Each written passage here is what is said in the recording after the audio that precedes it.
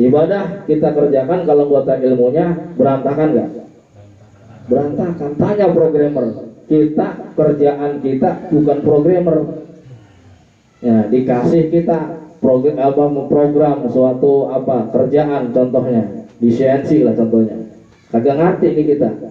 Bikin contohnya itu lingkaran, bentuk benda. Nah ketika bukan programmer, ya jadi acak-acakan Pak. Bundar kagak, lonjong kagak, peyang iya, betul nggak? Acak-acakan. Kayak kita bikin kopi, orang biasa nggak bikin kopi. Nah kalau yang sekarang saset tuh jangan diomongin dulu dah. Kalau saset gampang. Orang yang biasa bikin kopi nggak sama sekali beda buatannya, betul. Contoh kita Pak, adanya dibikinin bini mulu, ya nggak? Kalau namo ke orang lain, kopi lu enak banget buatannya. Lu ngerayu apa emang besok mau ngopi lagi kan gitu kadang-kadang. Tuh. Nah ketika kita ini belum biasa bikin kopi, emang karena kita nggak biasa, hambar Pak, betul. Kadang-kadang kopinya sesendok, gulanya 2 sendok kemanisan, betul. Kadang-kadang kopinya 2 sendok, gulanya sesendok, kepahitan. Nah itu, makanya ibarat kata kita ibadah tanpa ilmu, nah itu berat buat kita. Di sini Muslim di halaman 869 di Riyadhus Shalihin juga ada, dan selainnya diriwayatkan dari Abu Hurairah dan Ibnu Umar bahwa keduanya mendengar Rasulullah SAW bersabda di atas mimbar. Kata Rasulullah, wa qala Rasulullah sallallahu alaihi wasallam, yantahinna aqwamun an wadhihim al-jumu'at aw lahi ta'amana Allahu ala qulubihim thumma la yakununna minal ghafilin. Yang artinya sungguh jika sekelompok orang tidak berhenti dari kebiasaan mereka meninggalkan sholat Jumat, maka niscaya Allah akan menutup hati mereka, kemudian mereka menjadi bagian dari orang-orang yang lalai. Nah ini sedikit aja kita baca, ini maknanya luas. Ketika sholat Jumat itu maka tinggalkanlah jual belimu, Allah yang ngatak nih. Bukannya teman kita, rekan kita. Kalau ada rekan kita di pabrik, ayo Jumat, waktu udah ini. Ada tuh kalau yang lagi ngerokok, tanggung 2.000 lagi nih, tuh. Bener nggak itu? Yang merasa kata di pabrik. Ya. Allahu Akbar, Allahu Akbar. Ajak sholat Jumat. Lagi ngerokok kita bisa makan nih. Masih panjang lagi. Dul, ayo kita sholat. Tanggung ini. Ya. Tinggal masih panjang ini. Kalau kata Samsu masih 1.500 lagi. Nah. Bener nggak? Tapi kalau udah tahu kita ilmunya, ketika sebelum azan kita melangkah kaki kita melaksanakan sholat Jumat, dari hari Senin sampai ketemu Jumat, insya Allah dosa kita berguguran. Nah, kita banyak dosa dari hari ke hari, bahkan demi detik ke detik kita ada dosa. Nah disitulah kalau kita paham begitu barokahnya Sayyidul Ayam malam Jumat, ketemu lagi kita Jumatan sholat Jumat, itu kebarokahannya luar biasa. Makanya diwajibkan bagi laki-laki. Dulu ada perempuan, cuman udah nggak diabdulun lagi ketika zaman Rasul, maka yang sholat wajib itu laki-laki. Kenapa laki-laki? Karena dosa istri ditanggung laki-laki. Tuh enak jadi bini. Yang nanggung kita semua, bayar rumah yang nanggung kita, betul. Apalagi bayar pam, bayar listrik, laki-laki. Ya mending kalau yang bininya kerja mah, benar. Masih bisa bagi-bagi, betul Bang Odil? Itu barokah. Gitu. Jadi segala sesuatunya itu indah. Ajaran syariat Allah dan Rasulullah itu sangat indah. Nah ketika azan tersebut berkumandang, apabila tinggalkanlah jual belimu, tinggalkanlah segala sesuatu pekerjaan kita dan juga kelalaian kita. Tuh waktu azan sudah berkumandang, buru-buru segera kita melaksanakan sholat Jumat di pabrik atau di rumah, kecuali ujur kita tidur pas mepet banget nih bangunnya.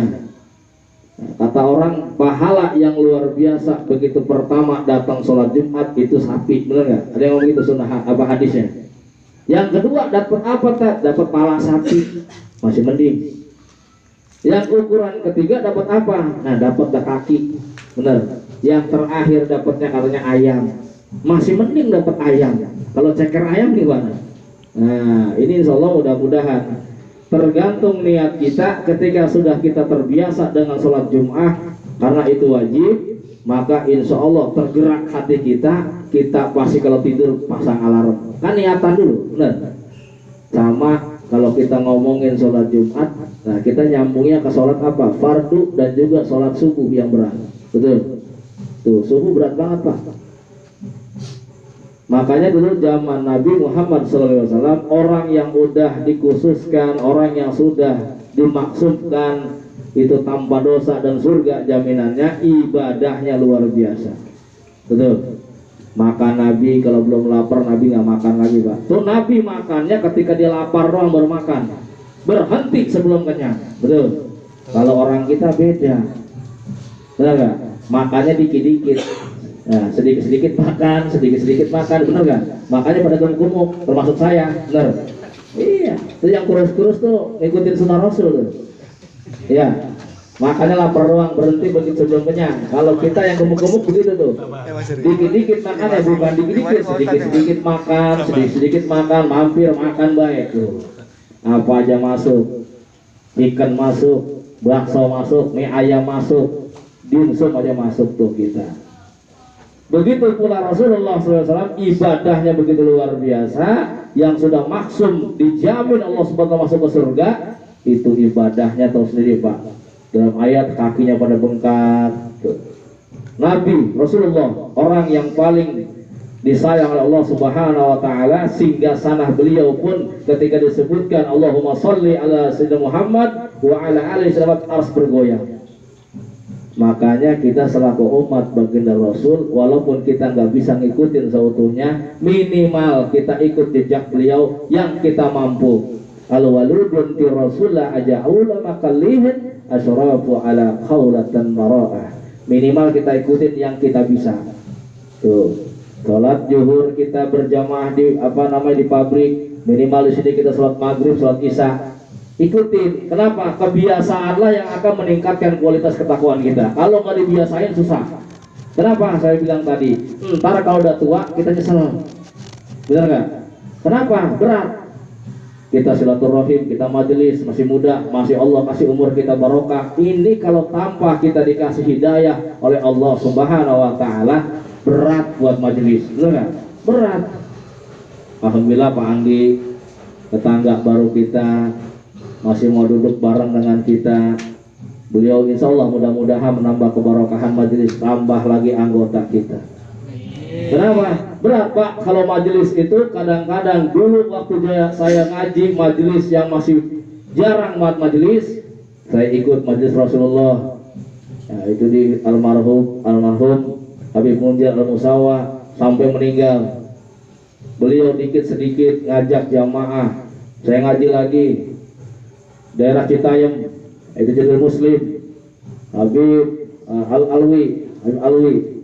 Itu luar biasa. Begitu beliau buka majelis taklim dengan orang yang sedikit, pertama sekali itu cuma ada 5 orang yang ngaji, preman semua, anting 3, tato jangkar, pakai lepis, pakai kaos.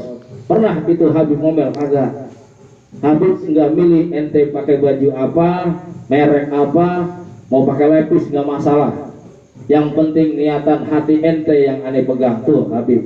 Kenapa? Karena dasarnya manusia itu sama, baju hanya cuma di luar. Tapi kata habaib, ya qallu man arabata malhabbah bil qalbu ala binna wa quli min Rasulillah. Ketika kita disentuh dengan sentuhan hati ke hati, mengajak orang kepada Allah Subhanahu wa taala, maka ibarat kata itu ada Rasulullah yang mengantarkan ayat dan juga mengantarkan sunnah dalam hati ente. Tuh kata Habib Alwi. Maka orang tersebut sedikit demi sedikit berkumpul dengan para ulama, para kiai, para habaib, jadi malu dia maran-maran pakai baju lepis. Kenapa?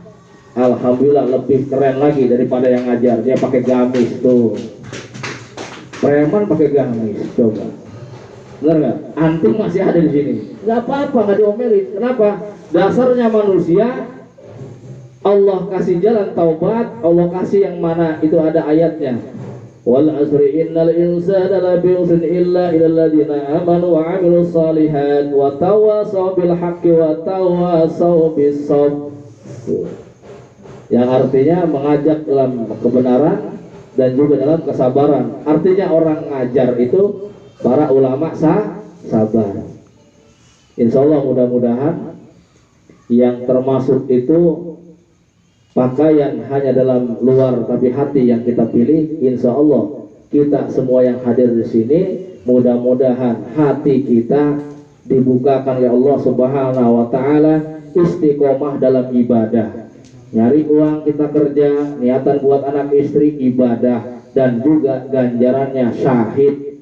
Tabrakan atau kecelakaan kita meninggal dalam keadaan husnul khotimah. Kenapa? Syahid Pak, nyari ibadah, nyari nafkah buat anak istri itu. Apa? Ada ilmunya. Yang saya sering bilangin, keluar kita buat nyari rezeki, anak majelis baca doa. Ini kadang-kadang kagak. Apa? Mana rokok gua? Gua lupa rokok. Kelakuannya siapa itu kalau bukan tukang las? Ya, iya.